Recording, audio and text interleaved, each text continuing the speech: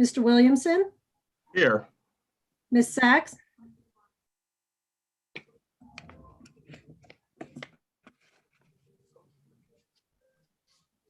Mayor Limpert. Here. Because tonight is Indigenous Peoples Day, which the Princeton Council voted to recognize last year, I'd like to start tonight's meeting with a land acknowledgement. We gather today on the land of the Lenni Lenape. As members of the Princeton community, we aspire to show appreciation, respect, and concern for all peoples in our environment. We pay respect to the Lenni Lenape peoples, and we also pay respect to the tribal nations that continue in New Jersey today and are recognized by the state. The Wampanoag Lenape Nation, the Powhatan Lenape Nation, and the Nanticoke Lenni Lenape Nation. We honor the indigenous caretakers of these lands and waters, the elders who lived here before, the indigenous today, and the generations to come. Amen. And we will move on now to announcements. And I just wanted to give a quick one since it relates to the land acknowledgement. This week, the Princeton Public Library is holding a virtual Princeton Environmental Film Festival. So if you go on the library website, you'll be able to stream a lot of really amazing movies this year. And as part of the Environmental Film Festival, there are actually several films that look at Indigenous issues, and the Civil Rights Commission are co-presenting these. So for those who are interested, here are the films: Conscience Point, Maxima, Lowland Kids, and Invisible Hand. So those are some of the movies, but they have a whole roster of really amazing films, and being co-sponsored by different boards and commissions, some of them, and there are discussion segments for some of them. So I encourage everybody to check that out this week. And now we'll move on to council announcements, and wanted to start with Council President Cohen. Thank you. I will just remind everybody, I've made this announcement a few times, but the Princeton Senior Resource Center is having their virtual fall fundraiser this coming Saturday night, the 17th, and it's featuring Al Franken, and it's not too late to get tickets and attend. Go to the PSRC website, which is www.princetonseniors.org. Great, thank you. And Ms. Niedergang, any? I didn't have anything planned, but I just want to give a shout out to our Italian American community. For many of them, this is also a day of great significance. And while we can discuss the pros and cons of Christopher Columbus, I'd just like to take the opportunity to recognize the incredible contribution that this community has made to Princeton. Great, thank you. And Councilwoman Fraga? Yes, thank you, Mayor. On behalf of Human Services, they wanted us to share that their 21st holiday gift drive for both children and donors to sign up is available. Donors can sign up and participate by shopping for a child's wish list, or by donating a gift card or check that would allow the Human Services Department to do the shopping. Many of our families continue to experience economic hardship because of the pandemic. And so we are asking donors to also consider donating a gift card for parents and families, in addition to sponsoring a child. And also because our businesses are also being impacted, we ask that you consider supporting local businesses because they're also struggling. And the sign-up forms can be found on the Human Services Department website. The deadline to sign up for the participants to sign up would be November 13th, and the deadline for donors to sign up is November 27th. On behalf of the Civil Rights Commission, they asked me to share that there's a survey that's intended to capture community concerns regarding civil rights. It's underway. It's been distributed in certain neighborhoods. And they encourage everyone who has received one to please participate.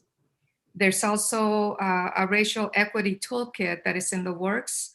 And that is something that CRC is collaborating with members of Not in Our Town on this, on the racial equity toolkit. And last but not least, I want to remind everyone that it's not too late to participate in the census. The deadline is October 31st. So if you haven't already gone online to register, please do so before October 31st. Thank you. And if I may add to that, Councilwoman Fraga, that I believe we've already exceeded our, I guess, our response rate Yes. since the last census. Yes. And Yeah. that is great considering a pandemic, but wouldn't it be Right. wonderful to get to close to 100% response rate? Mhm. Yeah. Would be wonderful. Okay, thank you. Next is Councilman Williamson. Any announcements? No announcements, Mayor. No Uh, announcements. Okay, thanks. Councilwoman Parham-Lampress, any announcements? No announcements. Thank you, Councilwoman Niedergang, for the shout out for the Italians today. I appreciate that. And also for Indigenous Peoples Day. Thank you. And Second that. yeah, Councilwoman Sachs? No announcements. Thanks, Mayor. Okay. I had just a couple announcements. The first is the last day to register to vote in the November 3rd election is tomorrow, October 13th. So if you're not registered to vote, please go online. It's really easy. You can register online and do that. And you can find information on the princetonnj.gov website. In addition, if you are registered to vote and have not received your ballot yet, you should contact the county because you should have. And I will give the information right now. You can call 609-989. Now I can't see this full thing here. 989-6465 to track down where your ballot might be. But this is an important election. It's all vote by mail. So we're encouraging folks to use the drop box at 400 Witherspoon Street or put your ballot in the mail. Or if you need to, you can take it to a polling location on November 3rd. But nobody will be able to actually vote on the machines unless you qualify with certain disabilities. So make sure that mail-in ballot that you get in the mail is the one you use.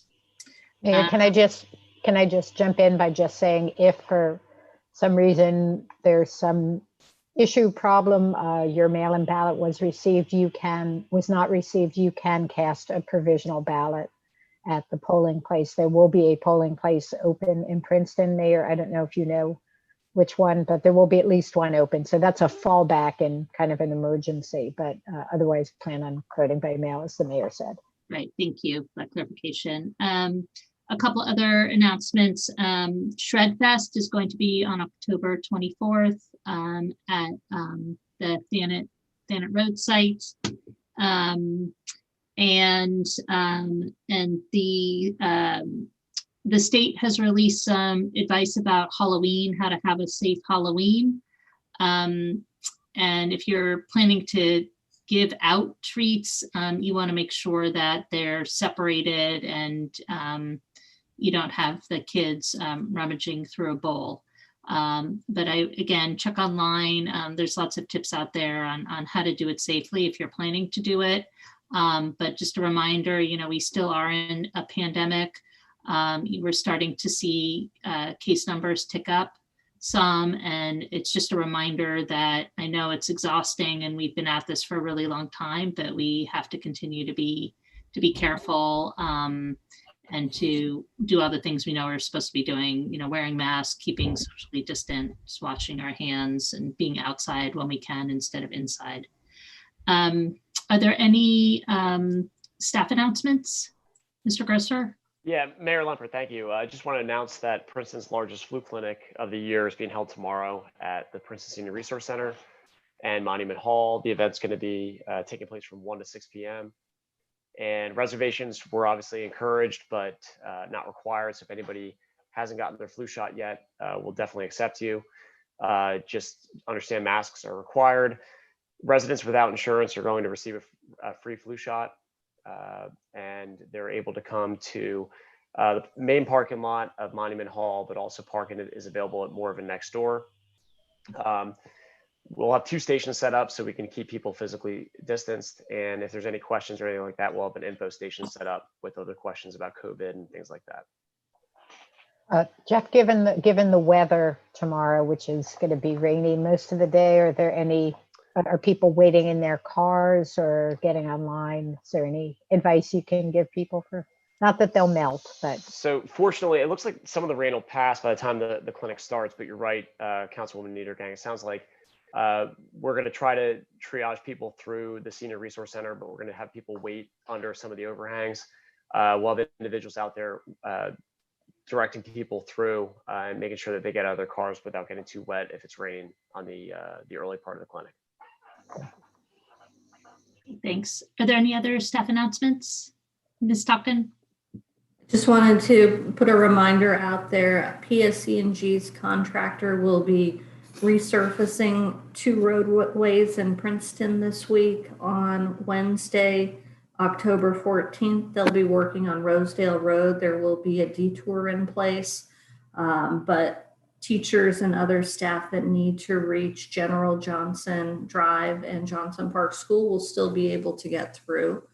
And then on Thursday, October 15th, they will be working on Springdale Road, and that will complete their resurfacing for the 2019 gas modernization project.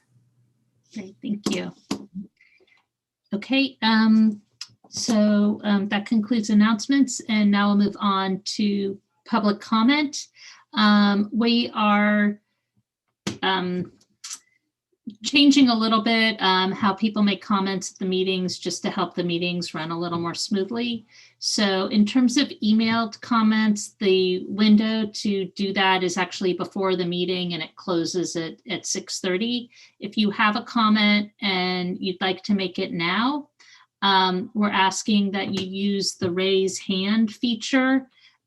So depending on the platform you're using, either you'll see a little raise hand button in the lower left-hand corner of your screen, or you might have to click on the little icon that says participants and find the raise hand function there. If you're listening by telephone, you can press *9 to raise your hand. So I will open up public comment in a second, but we're asking that just like as if we were meeting in person, to please keep your comments to 3 minutes. And this way, people don't have to suffer through me reading all the comments at the meeting. We'd rather hear your voice. So with that, I'd like to open up public comment for items that are not already on the agenda. So if you have any comments you'd like to make to council, now's the time to virtually raise your hand. I can't see you, so don't physically raise your hand. You have to click on the little hand.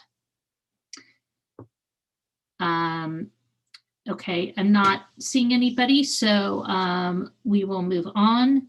And next we come to reports. And the first report tonight is from Sandy Webb, our Chief Financial Officer. And this is going to be a report on where we are with budget revenues and expenditures. And this report this year is, we're in sort of the most unusual times that I've experienced, certainly in my career as a public official because of COVID. And COVID has had impacts on both sides of the ledger, both in terms of expenditures and certainly in terms of revenue. So now that we have a sort of a sense of where things are, we've asked Ms. Webb to come and brief council so we can make sure that we're making good decisions through the end of this year and then beyond. So with that, I'd like to turn it over to Sandy. Thank you, Mayor. I think, Mark, you're going to share your screen so we can kind of all follow along at the same rate.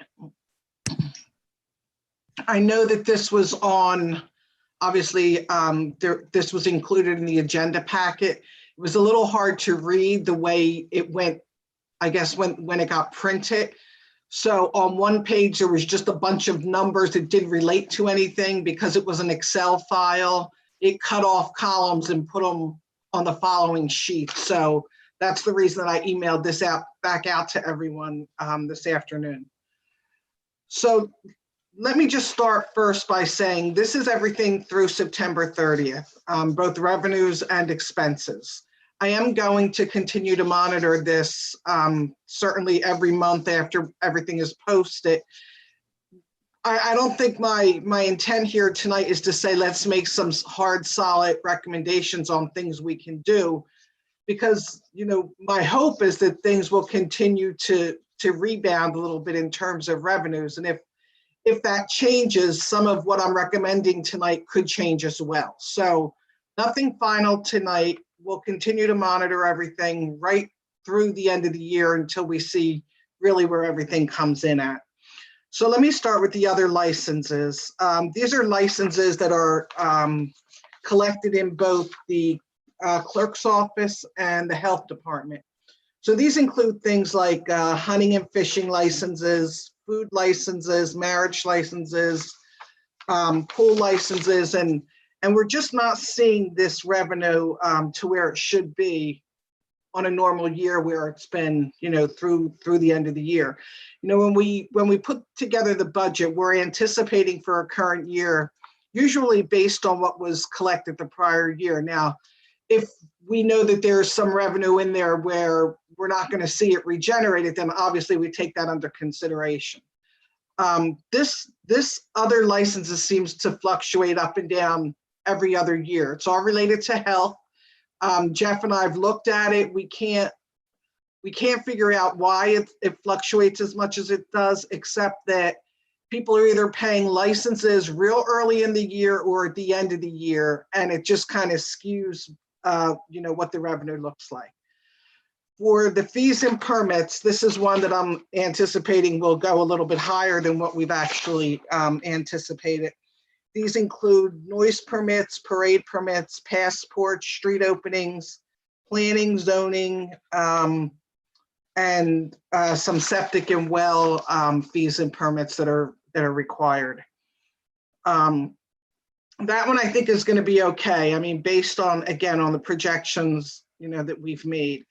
Municipal court, actually, this one we were a little proactive, maybe not as much as we should have been, but we saw the court revenue back in January and February before the pandemic, over 100 grand it was 107 in January and 106 in February, down to about 5, 7, 8, you know, right after we got hit with COVID.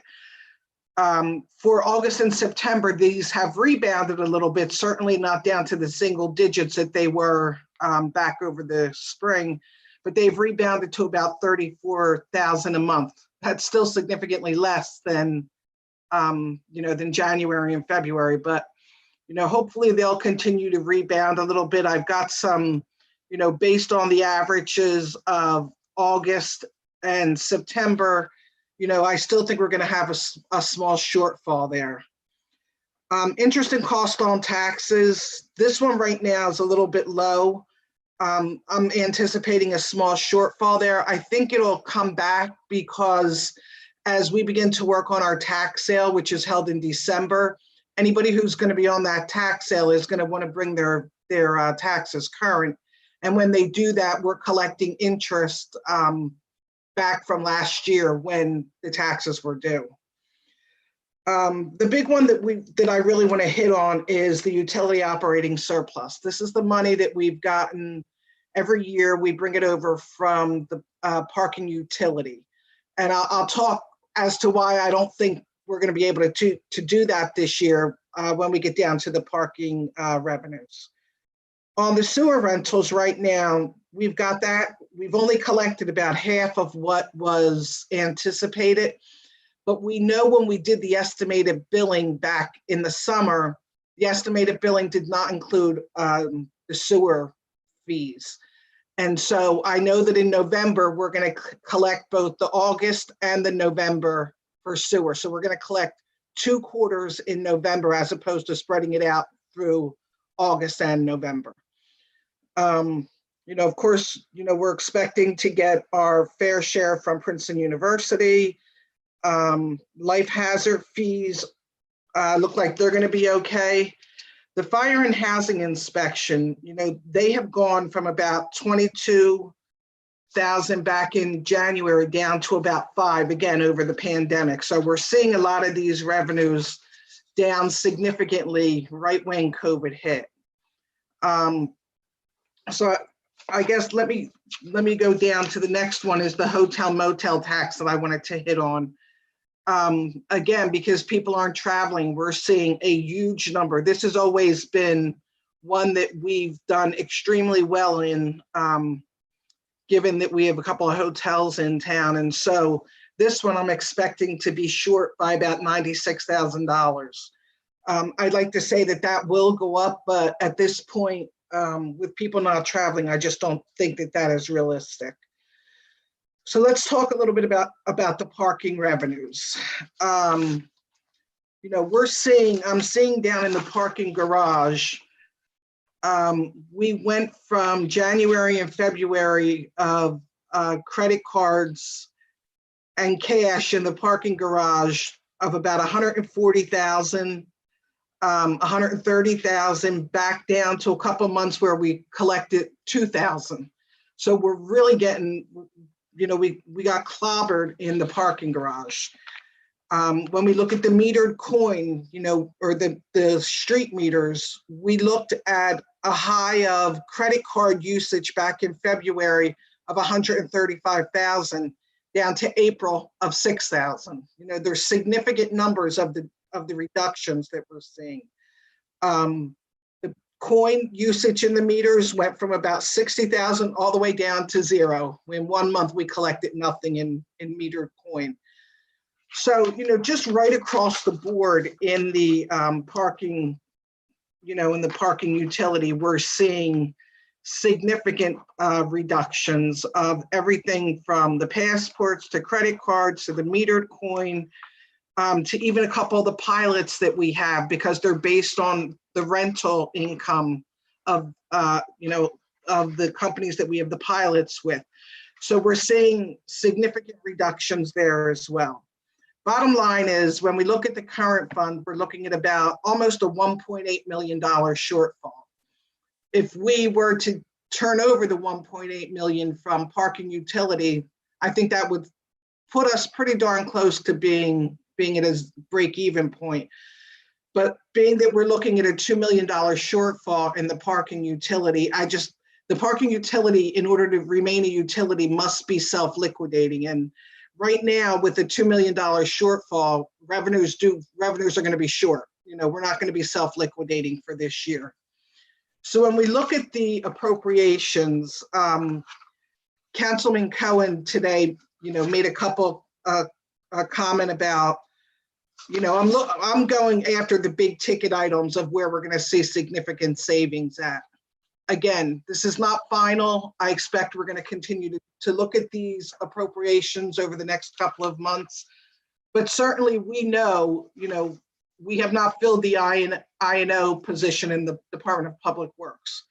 We have hired an OEM director, but we had a long time vacancy there. Same thing with the I&I engineer. We have a couple vacancies in the sewer operating. All of those salary line items, we could certainly see significant savings.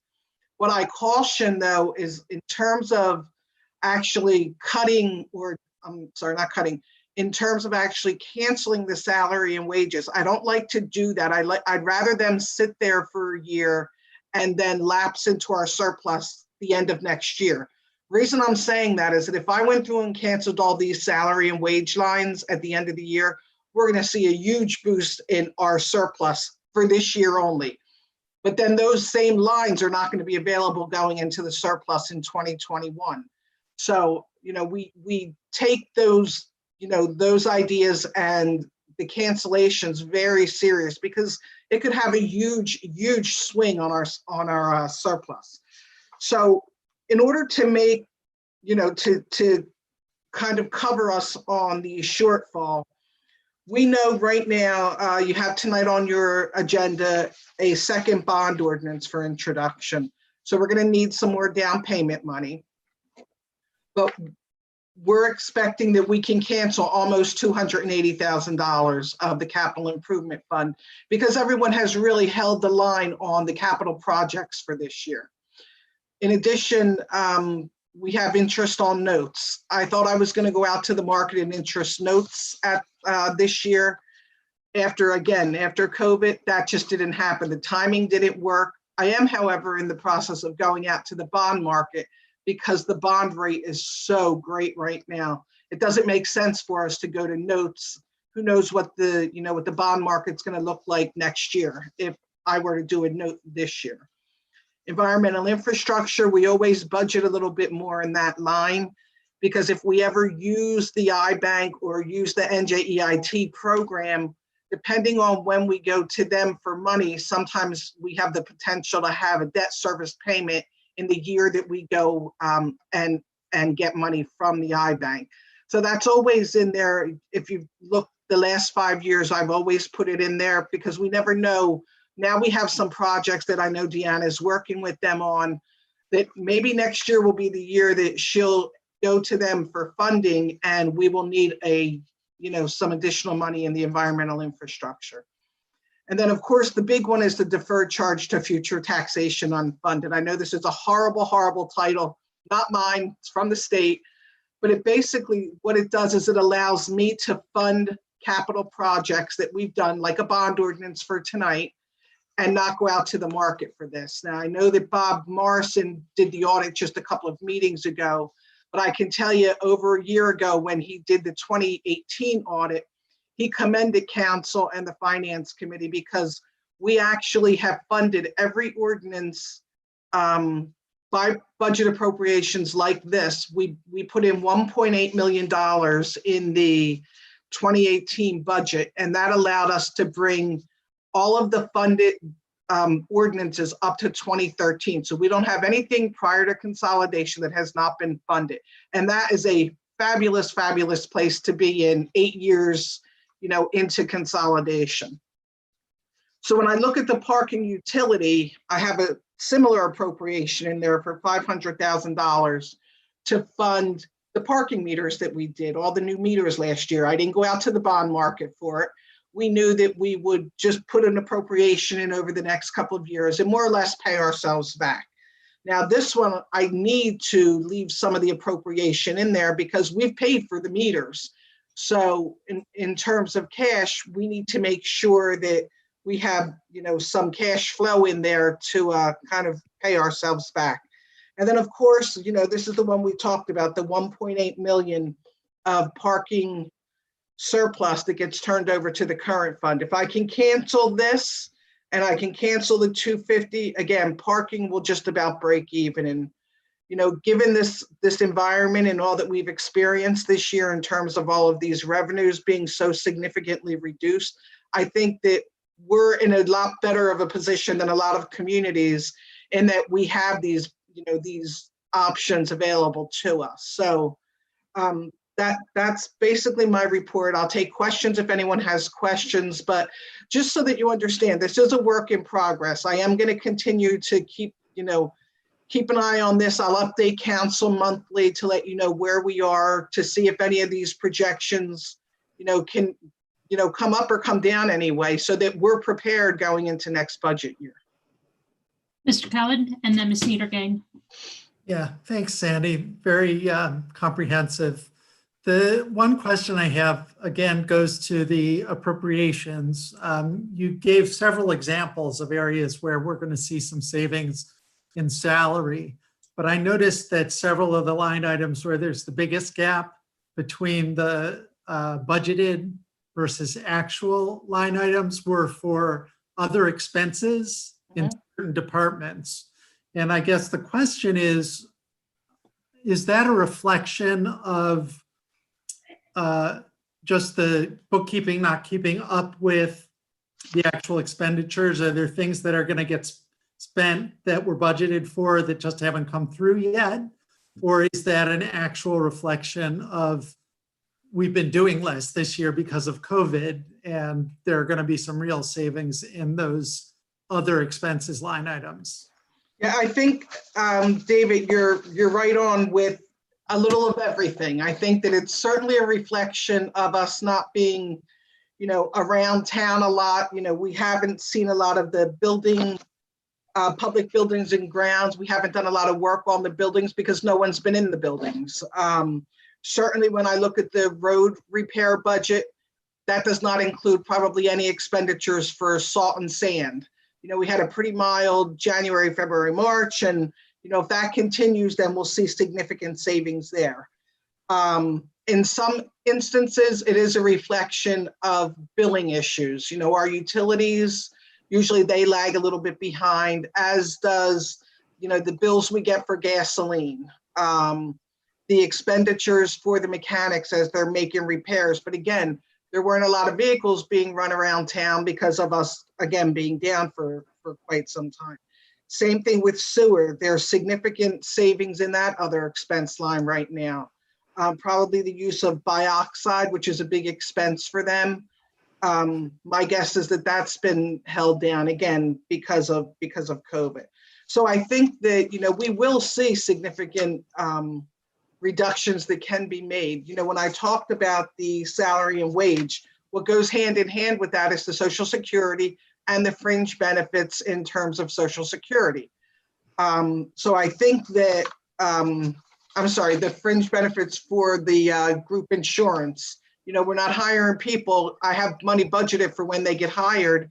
If we haven't hired them and it's already October, well, I've gotten almost a year's worth of medical and dental benefits saved there as well. So I think that, again, as we go into these next couple of months, we will evaluate everything, including all the lines that you mentioned as well. Great, thank you. Ms. Niedergang, do you have a question? Yeah, Sandy, thank you so much for this. And we had some exchanges during the day where you clarified some things for me, and I really appreciate that. I'm not sure I understand where our shortfall is. I'm not sure I entirely understand the two main areas that you are suggesting possibly meeting the shortfall. Could you just go over those, going into a little bit more detail, because you're using some terms that I'm not quite sure I understand. There were two main areas, I think, where you thought we might be able to cancel out the losses from the expected parking revenue. Right, so there's an appropriation in both the current fund and the parking utility. It's called deferred charge to future taxation unfunded. What that means is we're actually, as Mark called it, capital cash. We're basically paying for these projects with cash as opposed to going out and issuing bonds for them. Certainly an advantage to doing that. We're saving all the bonding costs and all the interest that we're going to pay on a bond issue that we're going to fund over the next 12 years. Again, this is the one thing that the auditor really highly recommended, that this was a great thing that we did. Generally, we've left this about $200,000 every year. Like I mentioned, back in 2018, we put this up to 1.8 million. This year, the reason that we put such a high budget appropriation in here was because we're not showing the 2019 column, but we had a significant reduction in our debt service between 19 and 20. So and one of the recommendations of CFAT was to put the 1.6 million, and we look at the debt service and that deferred charge appropriation as one. It's all really related to debt, even though we're not paying a bond principal on this. We would be if we didn't have this in here. So one of the reasons that we did that for 2020 was to keep the debt service at a flat, so you don't see the peaks and valleys in there. we've gotten the same appropriation in the parking utility. You know, there's a $500,000 appropriation now. I'm not recommending that we cancel all of this because we still have to pay for the parking meters. You know, we've kind of loaned money from other funds in order to cover the parking meters, and you know, we need to start to replenish that. If we get to the end of the year and my projections are worse, then I'm going to cancel that whole appropriation. I just think that if we can get by with what we're anticipating in a shortfall, and I can take some of this and give it back to the parking capital for the cost of the meters, then that's what we'll do. So the downsides are that instead of having cash available, we have to borrow the money when we need it. Are there any other possible downsides or dangers from doing this? Any financial? No, I mean, honestly, a lot of towns don't use this as an advantage that they could. I mean, it's not cheap to do a bond sale. You know, by the time we pay the bond counsel and the financial advisor, the auditor, you know, the advertisement, the bidding company. I mean, there's a lot that goes into it, even taking outside the interest that we're going to pay on the debt service. So if we can afford to do this, to me, it's well worth it.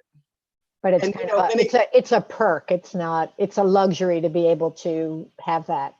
It's our strong financial situation that allows us to have that option. And so not taking it is not great, but it's not damaging. That's correct. Okay. Thank you so much for your patience and explaining. No problem.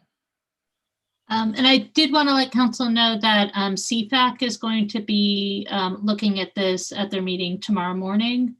Right. Normally something that CFAC does for council every year is to help project what the surplus levels are going to be.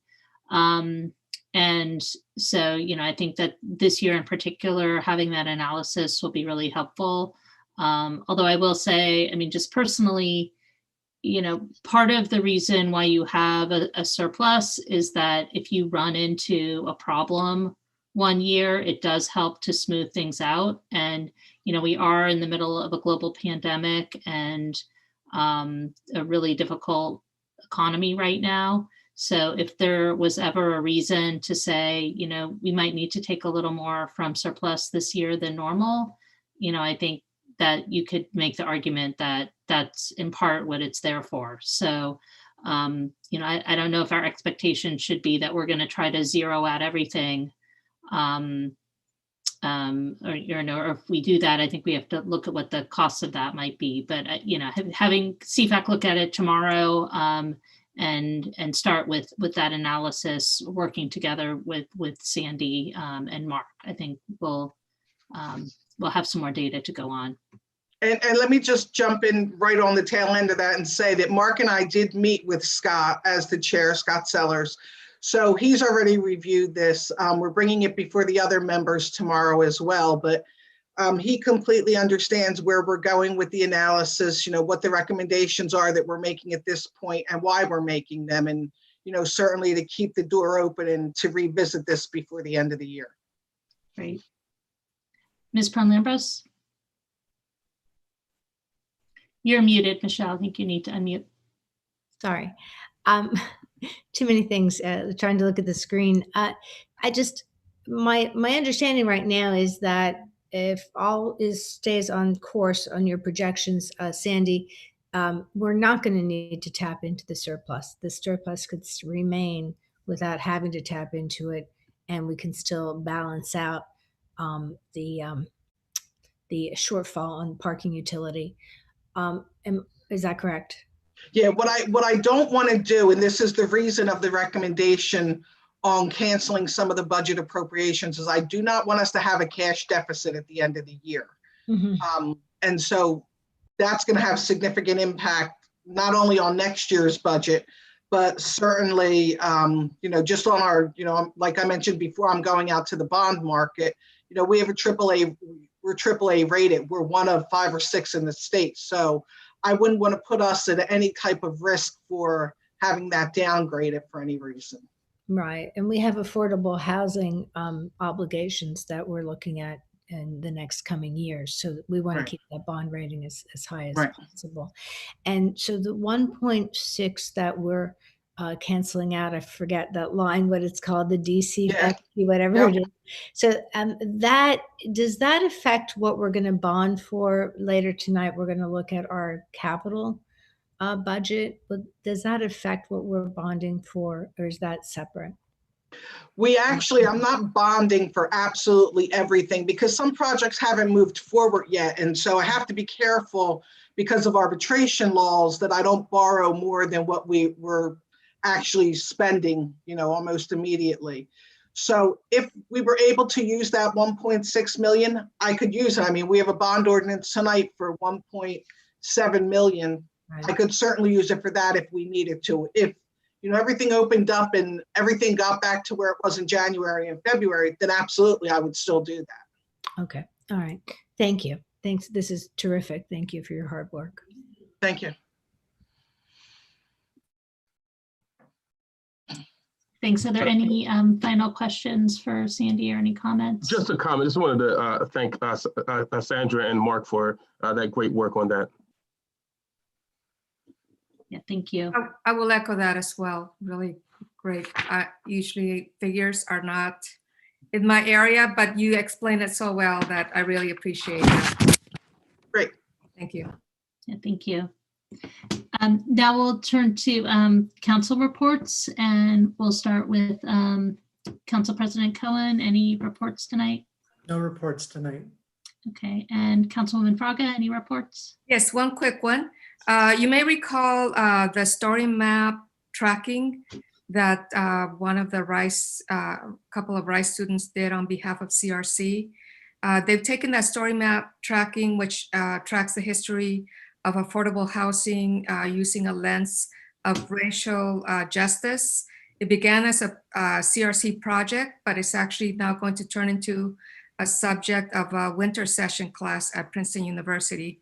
And it's going to be led by that team of students, including Carrie Bly, Justin Hinson, and Matt Milsesko. I'm sure I'm mispronouncing the name, but I also lecturer in policy school, Stacy Mann, who's also a member of CRC.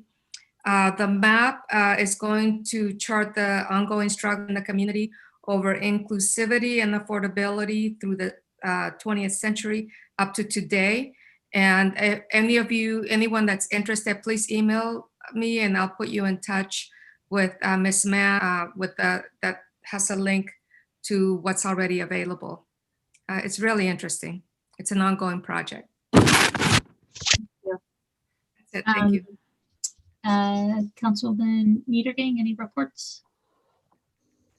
I'll just say that after many months in the wake of Bob Gregory's death, the local emergency planning committee had its first meeting with our new head of emergency services, and I'm really looking forward to working with Mike Ye, and think we'll have a lot on our agenda going forward into 2021.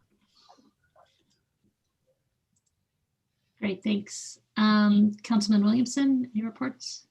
Just wanted to mention, just wanted to give a shout out to the recreation staff for completing, just a very safe and fun community park pool season.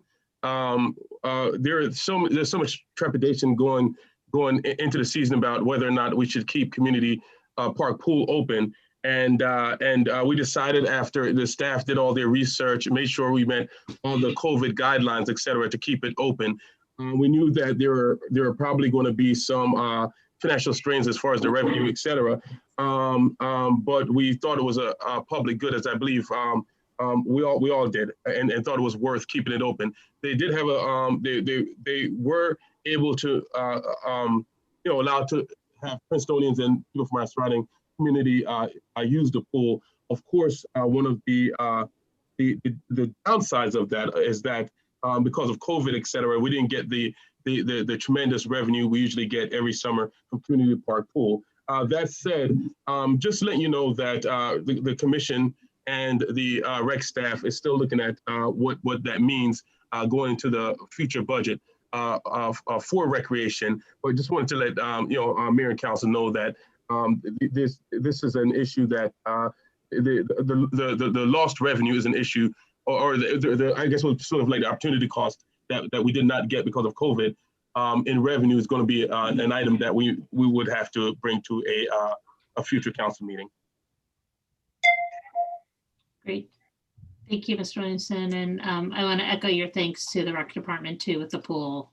It was really great job on their part and help by the health department and others involved. Absolutely, Mayor. Yeah. Yep. So Absolutely. A lot of partners, a lot of community partners involved. Thanks. And next, Councilwoman Pearl Lambros, any reports tonight? No reports tonight, Mayor.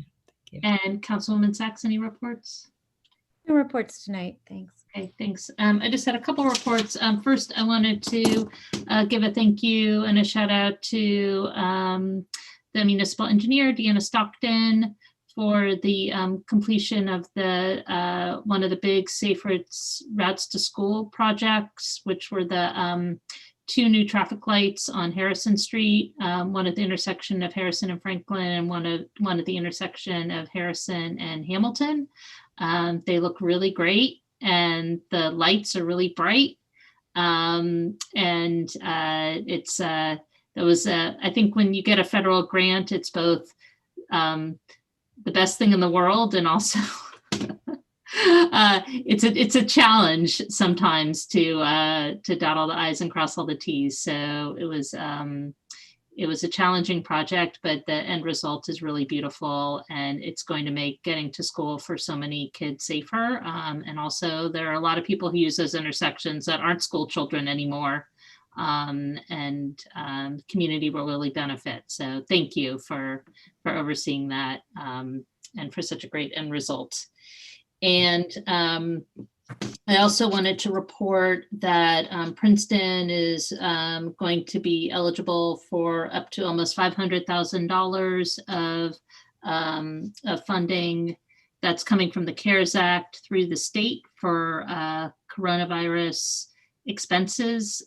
So that is going to help the town and definitely our budget, because we will be seeing some added expenses related to COVID, and this is definitely going to help. Mercer County is also receiving $4 million, a little over $4 million from this money, and hopefully the added funding for the county health department and other things that the county is working on will trickle down and help out Princeton as well. And just one final report. Hopefully everybody has received their reconciled tax bill. In addition to the bill, the annual Citizens Finance budget newsletter is in there. Hoping folks will take a look at that. We're just so lucky for our volunteers on the Citizens Finance Advisory Committee, and friends, Roger Shatskin, who's not an official member of the committee, but who comes in every year and helps with putting together that newsletter. It's a really helpful document, I think, for taxpayers to understand where their money is going for, at least on the municipal side, and want to thank everybody for all the work that went into that. And with that, wanted to see if there were any staff reports. Dean or Jeff, do you have a report? Yeah, Mayor Lumper, thank you. I just wanted to reach out and mention that obviously people have been reading the news. There's been some cases associated with some of the public schools and private schools in town. All those schools in the district have been in touch with the health department to evaluate guidance and work through each scenario individually. Each situation is certainly a little bit different, and we're just making sure that, especially with the Princeton Public School District, as they start to reopen some of their schools, we want to make sure they're starting off on a good front and a healthy front. So we're working through those scenarios individually with each school, with the district. So if there's any questions about that, please reach out to the health department. The other thing is there's been a lot of talk about a twindemic, which is a flu pandemic, and the ongoing pandemic with COVID-19. Based upon what we've been seeing in the Southern Hemisphere right now, there's been very low flu incidence, and that's typically how we see our flu go in the Northern Hemisphere this time of the year going through March. That's a good sign, but we're still, as I mentioned earlier, we're encouraging people to get their flu shots so we can avoid that. And lastly, I just want to give a shout out to Councilwoman Niedergang for helping us out tomorrow on our flu clinic. If there's anybody else that wants to reach out and help out with us, just give me a shout either through email or text. Thanks. Great. Thanks, Mr. Grosser. Are there any other staff reports for tonight? Mayor, I just had a question for Mr. Grosser related to the flu potential. Are the same protective measures that we're taking for COVID likely to reduce incidence of flu as well? That's what we're noticing in other parts of the world, but also in obviously North America right now. Mask wearing, physical distancing is drastically cutting down on flu incidence throughout the rest of the world. So that's no surprise. But of course, as Ms. Webb mentioned earlier, there are other downfalls of that, obviously, with the economics of things. So it works for one thing, but unfortunately, it impacts a lot of other things. We're just encouraging people to, especially with school restarting, what we're noticing is some of these scenarios as we've kind of finalized some of the contact tracing associated with those have been tied back to occupational hazards. So make sure your employer has a plan. Make sure you're not going to work if you're ill. And obviously for parents that are sending their kids back to school, I've spoken to many of them. They're very worried about sending their kids to school, even if they have a runny nose. If they have any questions, talk to your school nurse, talk to your primary care physician. And, if you have questions for us at the health department, we're always available. But just don't go to work, don't go to school if you're feeling symptomatic at all. And if you have further questions, please reach out to us and we're happy to give you resources. Great, thanks. Ms. Fraga? Thank you, Mayor. Mr. Grosser, because this question came up before, we have workers who may have had symptoms and then required to be tested and are told by their employers that they cannot return to work for 14 days. And just wondering if there are, or maybe Mr. DeShield or Ms. Cecil could, as far as worker protections, if this would be considered if someone requiring an accommodation to ensure that they're not losing their employment because of having to quarantine. I'll defer to Trishka on the employment question with regards to the legality of how that works. I mean, I can just tell you that with regards to if they have a confirmed COVID exposure, CDC and state guidance is they have to remain quarantined for 14 days if they're a household contact. Right. That's the basics of that, at least, but I don't know from the employment side. Or even having been exposed to someone and they need to self-quarantine. Just the concern that I've heard some of our residents express, concern that they may lose their job. If they've been exposed to anybody with COVID and they have acknowledged that, they're required to quarantine for 14 days. If there's a question over the specifics of that, the health department's happy to go through each individual scenario because every scenario is so different than the other. And then we're happy to work with the employers as much as possible because in the event that the person could actually be working, we want to make sure that they can work if they're not posing a threat to other workers or the public. Right. And I guess the main question is can they be, are there any assurances that they won't lose their job? What I'll say, Councilwoman, is there's a lot of good information on the Department of Labor website, the State Department of Labor. So I think that's the best thing is to, when you get these questions, just direct them to the state's website. I think, Mark, you were going to say the same thing, probably.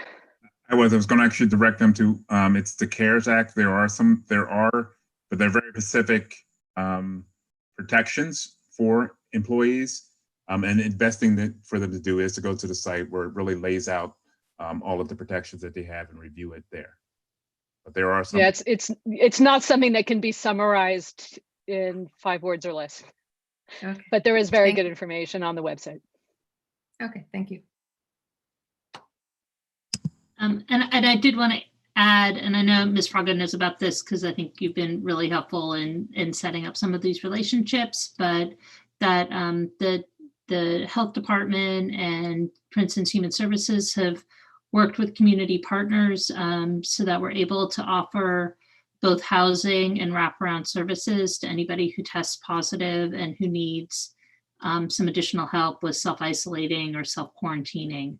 Because this is really key to stopping the spread of the disease, is if somebody gets it in a household to make sure that they're not spreading it to other people in their household if it's tough for them to self-isolate. So we're asking people, when you, this is another thing we haven't mentioned yet tonight, but the reporting is a little slow at the moment.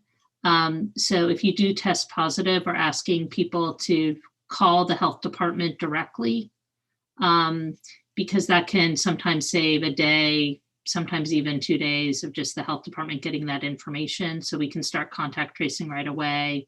And also, if you need help, make sure that you get housing, get linked up with any services that you might need. Thank you, Mayor. Yes, because I think that's the message that we need to keep, continue to do outreach, because most individuals don't realize that that assistance is still available and it's ongoing. Thank you. Thanks. Any final questions for Jeff or any last words? And then I know Ms. Stockton had a report too. No report, Mayor, sorry. Oh, okay, sorry. I saw your face come on and then disappear. Okay. Are there any other staff reports?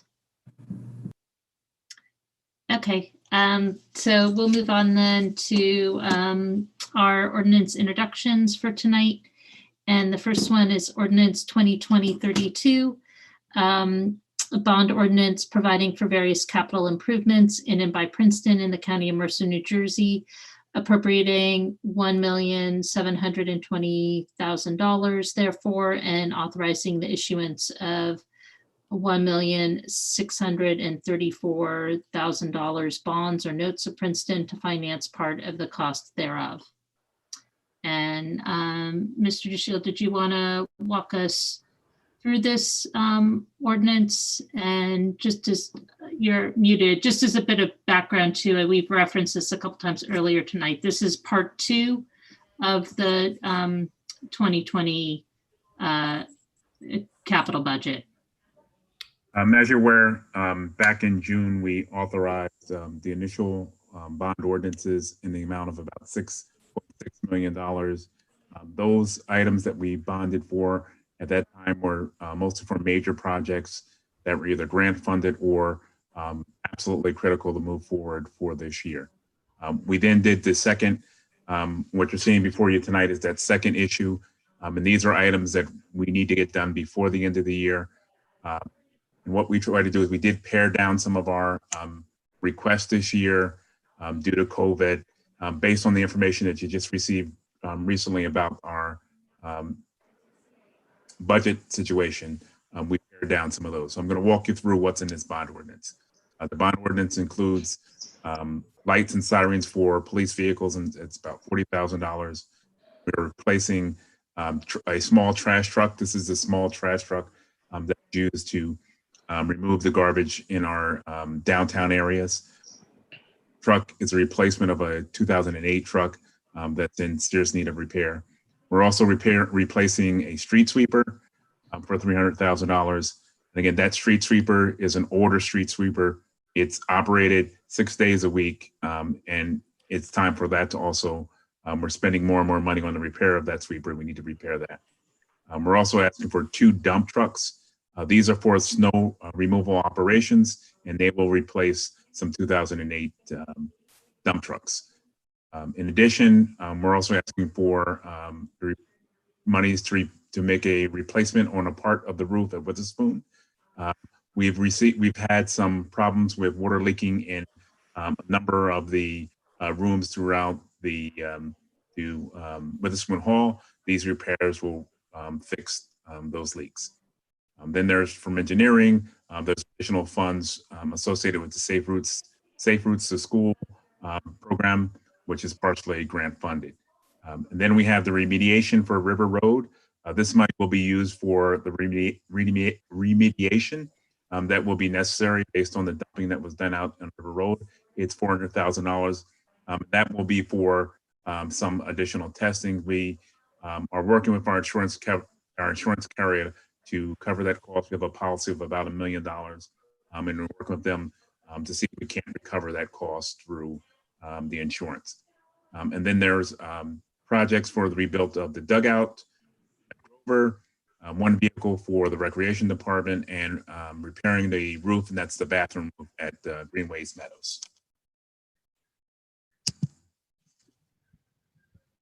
Any Thank questions? you. Are there any questions for Mr. DeShield? Ms. Sachs? Yeah, I just wanted to make the comment that the recreation vehicle, my understanding is that that there's a possibility that we could get a state subsidy or some sort of promotion to make that an EV vehicle. And I also want to just make sure that any roof repairs we're doing take into account the possibility that in future we might be using solar panels on those roofs. If I may, on the EV vehicle, we just want to make sure, we want to check with the experts from the Recreation Department, that being Ben and Evan, that the EV vehicle can meet the same exact needs that they need the gas-powered vehicle for. But that's certainly something that's being looked at. So, so Ben, I guess, was that Christine from Sustainable Princeton had a conversation with Ben when this first came up, and he said that he was fine with it being an EV vehicle if we in fact were able to get those state promotions. So we just have to see whether the financing. Right. Yeah, I realized Sustainable Princeton. Well, it's saying that I just wanted to get Ben said it was okay. Well, I want to let Mr. DeShield respond. Do it. I want to let Mr. DeShield respond. Thank you. We'll look into that. You know, we'll definitely consider if it meets the needs and we can do it. We will definitely look into it. Right. And then just to explain to the public too, what we're voting on tonight is really just it's sort of setting aside that money, and the actual details of, for example, the purchase of a recreation vehicle would have to come back to council in the specificity of that. Absolutely right. What this does, the bond ordinances for any capital projects, unlike it actually creates the appropriation that we'll use to purchase. Anytime we do a purchase, if it's over the bid threshold, these vehicles will be back to council with the resolution to actually purchase the vehicles. Ms. Niedergang? Sorry, Mr. DeShields, I'm going to push a little bit on the insurance on River Road, because I know we've talked about this before. At what point do we, I guess, throw up our hands in frustration and move into some kind of action against the insurer if they're not stepping forward with we're working with our environmental attorney. He is actually working with the insurance carrier, and we should know shortly what direction we should take. I still believe that there's a possibility that will be covered through the insurance. Okay. Do we have a timeline on that? When shortly, does that mean a month, 2 months, end of the year? I would say within the month. Okay, thank you. Are there any other questions on this? Okay.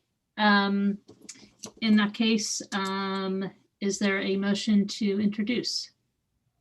Moved by Ms. Niedergang and seconded by Mr. Cohen. Madam Clerk, please call the roll. Ms. Perron-Lambros, Yes. Ms. Niedergang, Yes. Mr. Cohen, Yes.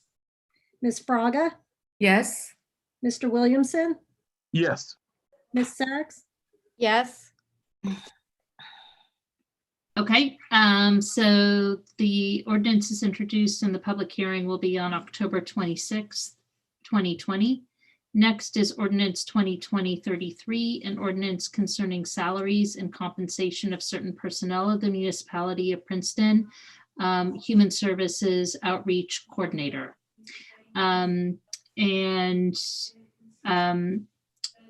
Just there was a memo that accompanied this this ordinance introduction, and I want to turn it over to Mr. Shield in a second, but essentially it allows for the creation of an additional employee at Human Services Commission to help with the volume of cases and work that they're seeing there.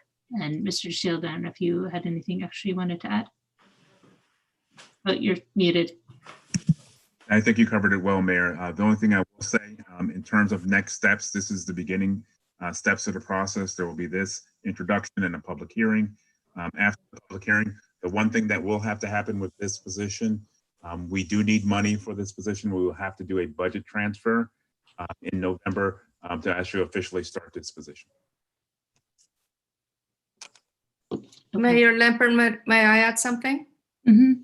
So just as far for this position specifically, so pre-pandemic, there were many in our community who already had expressed frustration and were advocating for more resources for human services, that there was concern that that not all the needs were being met. And then post-pandemic, and another reason why we really need to emphasize the need for this position is that post-pandemic, you know, there were many community partners, and I mean, really, we showed our true colors as far as coming together to meet the needs of our community, meet the needs of our neighbors. But something that became evident was that we had all these great resources, but not everybody was aware of them. So everybody that needed them was not being able to access them.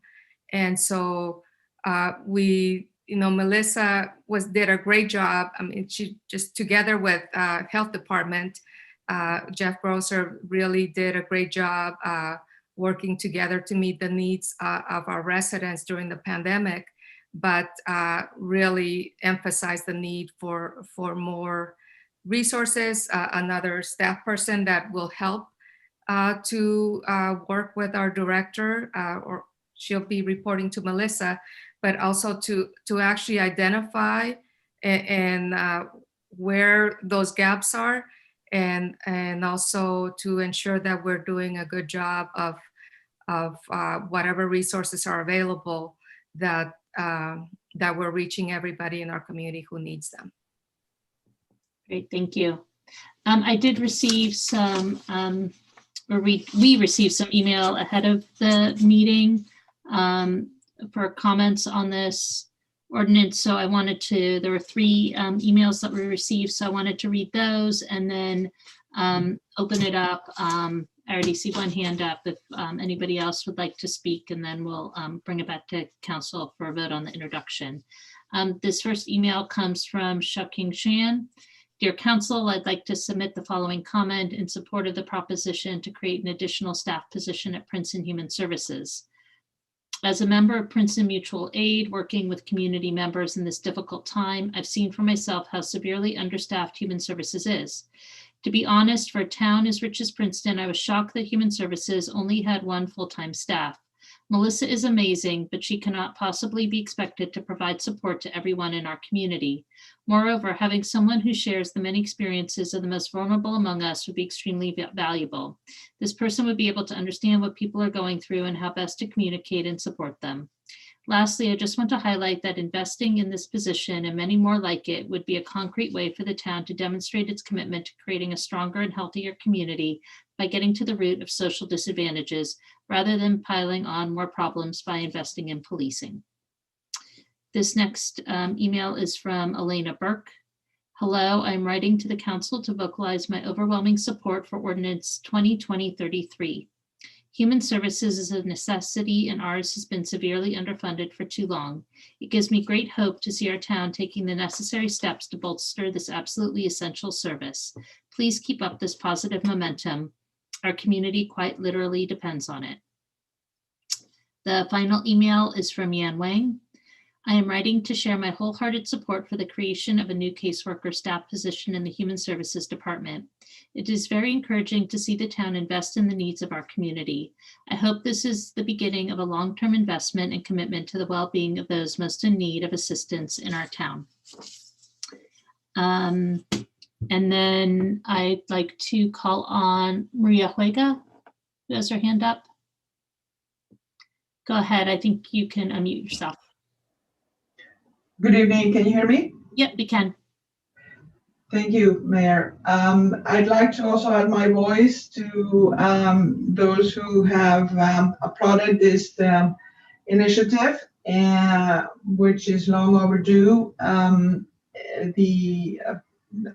share the sense that, and this has become more obvious in the last 6 or 8 months, that this department is severely under-resourced, and that I hope this is the first of a significant increase in their budget.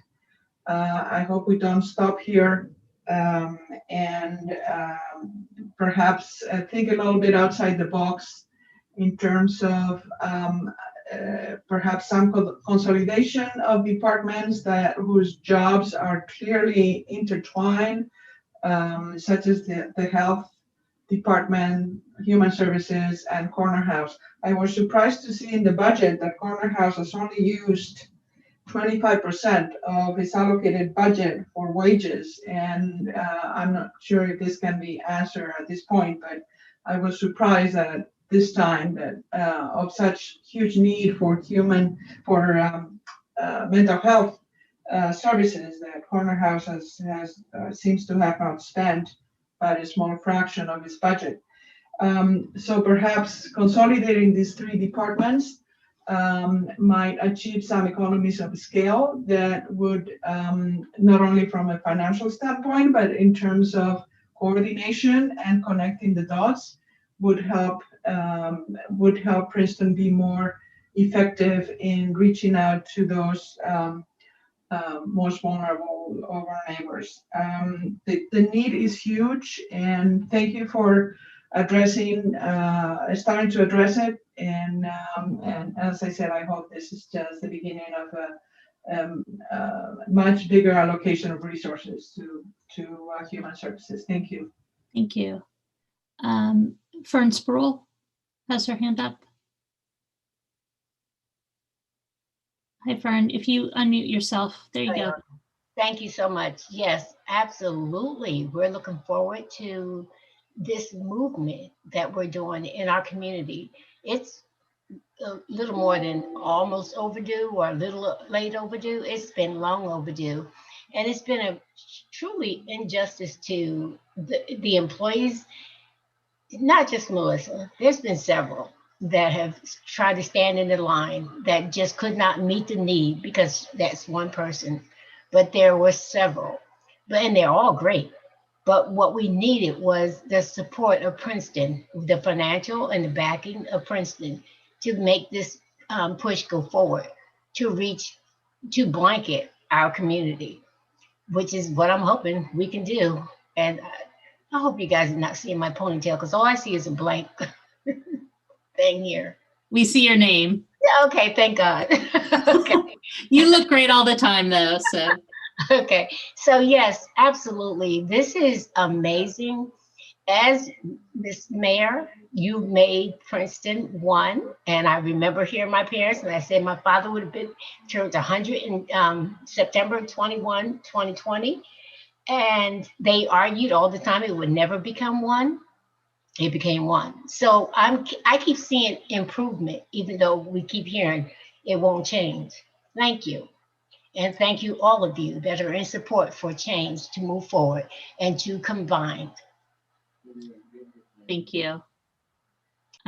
Yeah, just on a personal note, I remember one of my very first joint council meetings. We used to have these giant combined township committee borough council meetings.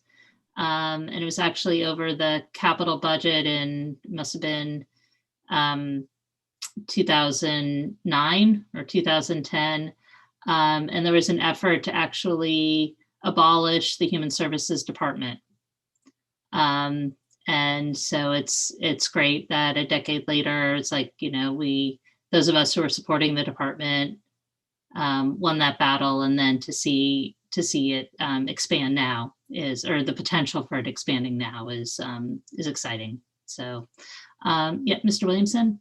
I just wanted to make a comment. Maria mentioned something about the courthouse budget not fully being used. Maria, I think I think you're referring to something about a drug abuse program or something like that. And that's something we need to debate now, but that just could be how monies are administered under the COVID environment.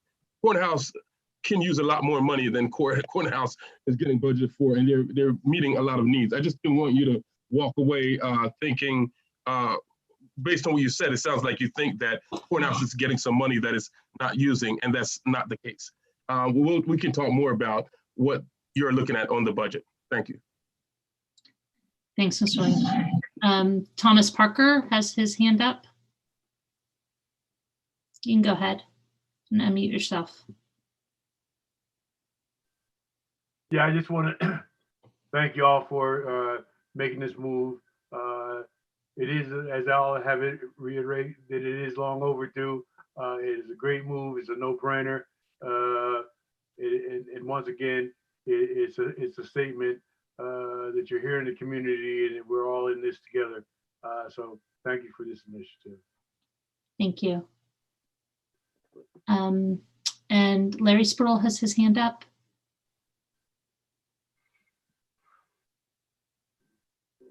I'm sorry, I have a little trouble unmuting myself. But yes, I just wanted to say this great position here can only benefit both human services and our community. In a way, with this pandemic and the way our community is growing, this is definitely a no-brainer. So thank you all. Thank you. Can I just chime in real quick? Yeah. It's a great night when we hear from both Spruills, so thank you. Okay.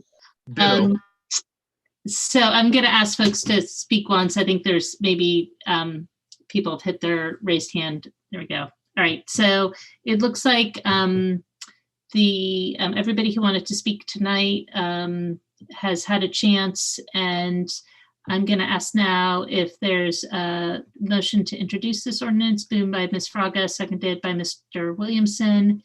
And Madam Clerk, please call the roll. Ms. Perron-Lambros, Yes. Ms. Niedergang, Yes. Mr. Cohen, Yes. Ms. Fraga,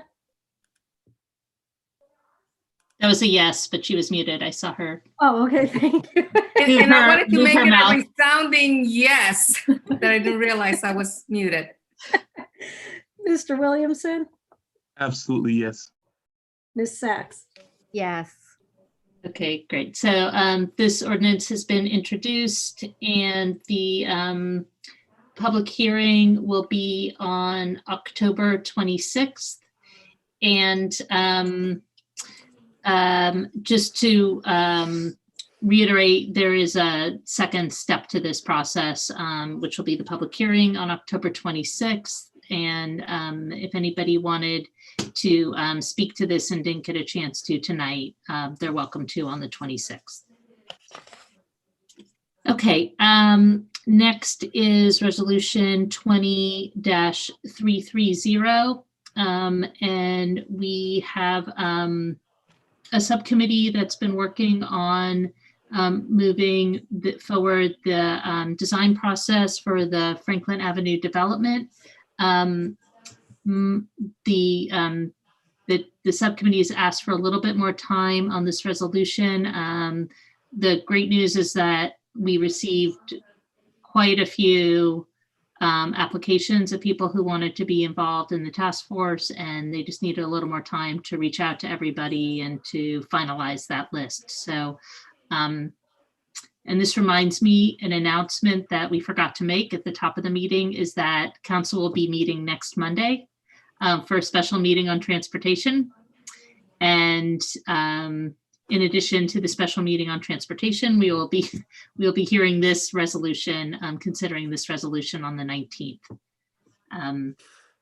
Do we need a motion to carry this? Or I don't think so. I think we'll just, I think that's right, Trishka, right? We don't have to hold it if it hasn't been moved. Is that correct? No, I think you can just pull it from the agenda and indicate it'll be relisted for next Monday. Right. So we'll have it on the agenda for next Monday on the 19th. Next resolution is 2332, resolution authorizing a professional services. Next one is 2331, resolution authorizing the award of a contract to Magic Touch Construction Company Incorporated via Educational Services Commission of New Jersey, contract number 65MCES-CCPS for plumbing services for use by the municipality of Princeton in an amount not to exceed $75,000 for the year 2021. Is there a motion to approve? Moved by Mr. Cohen, seconded by Ms. Niedergang. Any questions on this resolution or discussion? All in favor? Aye. Any opposed? Okay, resolution passes unanimously. Next is 2332, resolution authorizing a professional services agreement in the not to exceed amount of $19,800 with McMahon Associates for Witherspoon Street traffic impact study to analyze one-way and two-way traffic operations and a full closure. And to get it on the table, is there a motion to approve? Moved by Mr. Cohen. Is there a second? Seconded by Ms. Pearl-Lambros. And I see Ms. Stockton has shown her face. On the camera. Do you want to give some background on this resolution? Sure. So we've been in the concept planning process since February for improvements to Witherspoon Street. And after the last public meeting in September, we had three main front runners for what traffic changes could be acceptable between Spring Street and Nassau Street on Witherspoon.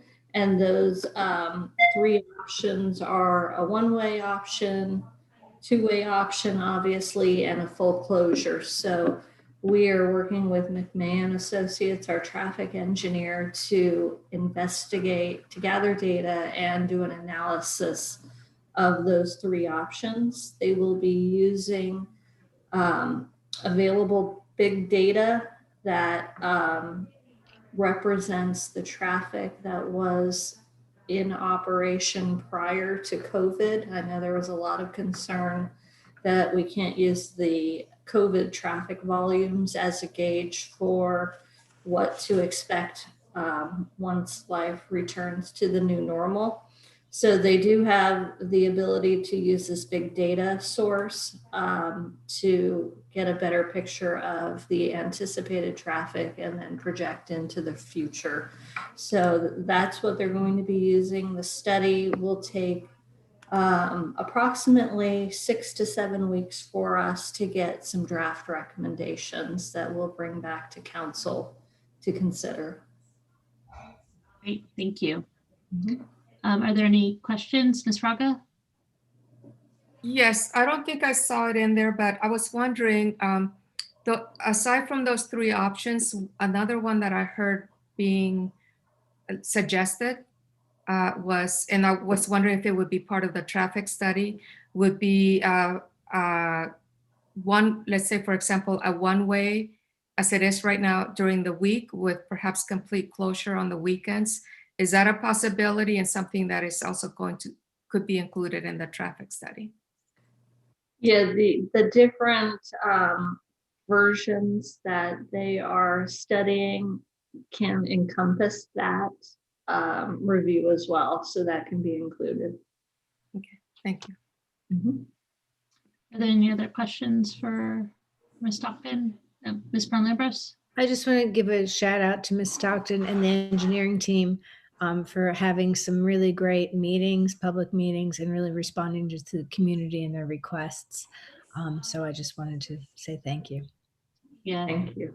Thank you. Yeah, I want to echo that too. And I think just finding some really great pictures too of what this might look like has really helped people, I think, have a vision of how this can really transform the Witherspoon Street and the downtown business district for the better. So it's a very exciting project. I also want to thank Ms. Prone-Lambros for her just intrepid legwork on getting the current one-way set up. And I think just the community's experience with that really transformed, honestly, really transformed the conversation we're having now. Yeah, it's So, it's really exciting. So thank you. Thank you, Michelle. Okay, all in favor of resolution 2332? Aye. Yes. Any Aye. opposed? Okay, resolution passes unanimously, and we look forward to the results of the traffic study. Next is resolution 2333, resolution authorizing and directed to enter into a license agreement with 8084 Nassau Street Holdings LLC in order to permit and facilitate the installation of a retractable awning over 84 Nassau Street as reviewed and approved by the Princeton Historic Preservation Commission administratively. I'm hearing like a fax noise in my ear. Is that just me? Okay. All right. Is there a motion to approve?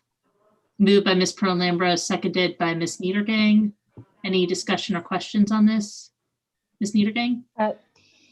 Just a quick question, I guess for Ms. Dofkin, as I understand that businesses really have to make a choice between having an awning or covering of some kind and having a heater of some kind, and having both is, so I just want to make sure, and I'm sure that you're taking care of this, that then when a business makes this decision to have an awning, that they know that the heater is not an option, that it's not a surprise at some point, that they won't be able to use a heater, if I'm understanding the situation correctly. Yes, we work closely with Joe Novak, our fire marshal, to make sure that businesses are aware of that. Yes. Excellent. Thank you. Great. Are there any other questions or comments on this resolution? Okay, all in favor? Aye. Aye. Any opposed? All right, resolution passes unanimously. That was moved and seconded, right? I just want to double check. Yeah. Yes, it was. Yeah. Okay, great, thank you. All right, and then we come to the consent agenda, which with items of a routine nature passed by single vote. Are there any items on the consent agenda anybody would like removed? Mr. Cohen? I'd just like to take 2020-335 separately. Okay.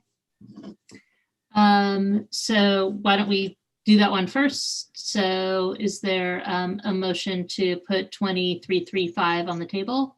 Moved by So Mr. moved. Cohen. Is there a second? Seconded by Ms. Niedergang.